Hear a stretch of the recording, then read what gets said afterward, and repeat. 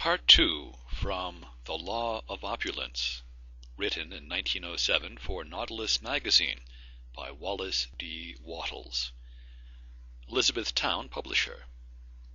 Part 2. Leaven.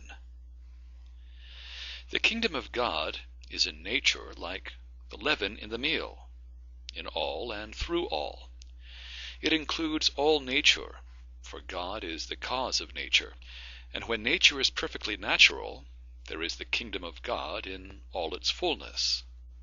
If God be the mind of nature, then there can be no more perfect expression of God than in the naturalness of nature.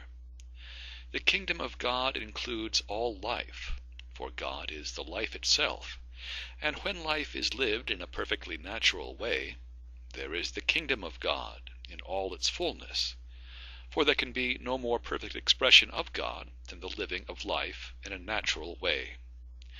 And this brings us to the question, how may life be lived in the natural way? The living of life consists in continually advancing into more life. Drop a seed in the center of a field, the life in the seed at once becomes active. It ceases to merely exist and begins to live.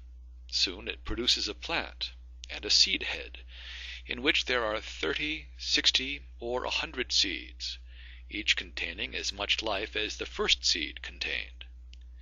These fall into the ground, and in their turn begin to live, and in time there are 1,000,000 seeds in the field, each containing as much life as the first seed contained. The life of the first seed, by the mere act of living, has increased 1,000,000-fold. The living of life consists in continuously increasing life. There is no other way to live. This necessity of life for increase is the cause of what we know as evolution.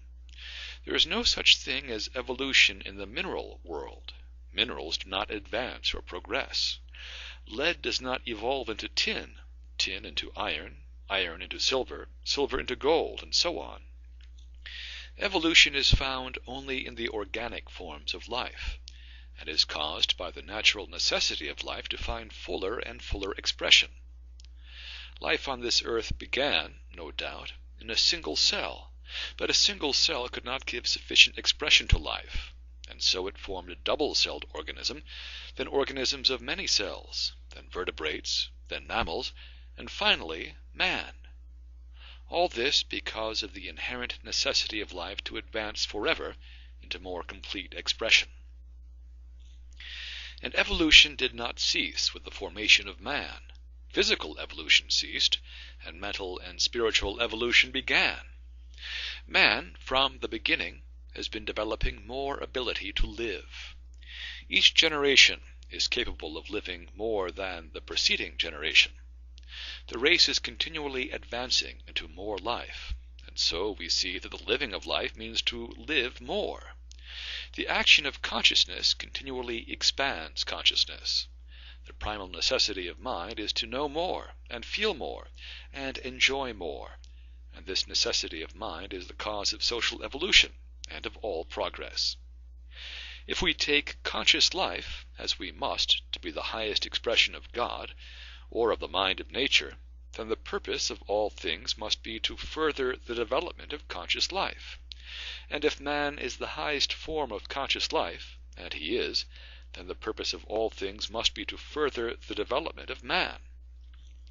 And if the development of man consists in the increase of his capacity for life, then the purpose of all things in nature must be to further the continuous advancement of man into more and more of life. Life finds expression by the use of things. The measure of a man's life is not the things he possesses, but the number of things he is able to use rightly, and to have fullness of life is to have all the things we are capable of using rightly.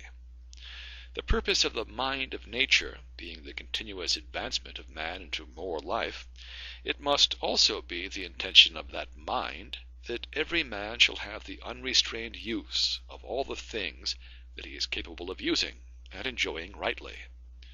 The purpose of God is that we all should have life, and have it more abundantly. God is the mind of nature, and God is in all and through all. Therefore the mind, or intelligence of God, is in all and through all, like the leaven in the meal. The desire for advancement is a fundamental fact in the action of mind. Therefore the desire for advancement is in all and through all. All things desire the advancement of every man. If a man desires any good thing in order to live his life more fully, that thing desires him also. The mind of things responds to the mind of man when man desires advancement. All things work together for good to those who desire only advancement. The greatest of all facts to us is the fact that there is a mind in nature which desires us to have all the things we are capable of using and willing to use in the direction of fuller life, and that this mind is in the things themselves, tending to bring them towards us, and that if we take the right course, recognizing this mind and working with it, all things must come to us. But this mind is the mind of the whole, not of a part, and if we lose sight of the whole and enter into competition with our fellows for a part, we lose all. For competition for a part is virtually a denial and rejection of the whole. He who recognizes and accepts the whole cannot compete for a part. It is the idea of competition for a limited supply which prevents us from seeing and accepting the abundance which is ours. We still keep up the foolish struggle of Caesar's kingdom because we cannot see the kingdom of God which is all around us and within us. But how are we to avoid competition when the whole business world is proceeding on the method of competing for a limited supply? How can we get work without competing for jobs? Can we succeed in a competitive world without competing? Shall we withdraw from the world and form communistic societies? Certainly not. To try that is to fail. A communistic community is a body of people who do not compete with each other, but who do compete with everybody else. No community can be complete unto itself without greatly limiting its members in the means of life. And to do this is to defeat the end aimed at. And if it is not complete in itself, satisfying all its wants, it must compete with the outside world for what is lacking. And this is what we seek to avoid. No separation of a part from the whole in any way will solve the problem. The community scheme is inconvenient, unnatural, and impracticable. Shall we establish socialism and the cooperative commonwealth?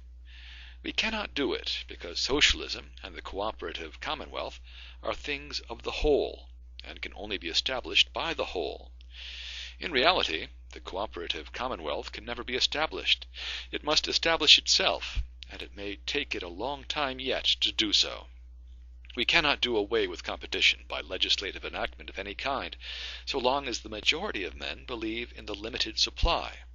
So we must keep right on in business under the present system, and yet cease to compete. Can we do it? Yes. But how? The end of Part 2, Leaven, from The Law of Abundance, from 1907, by Wallace D. Wattles.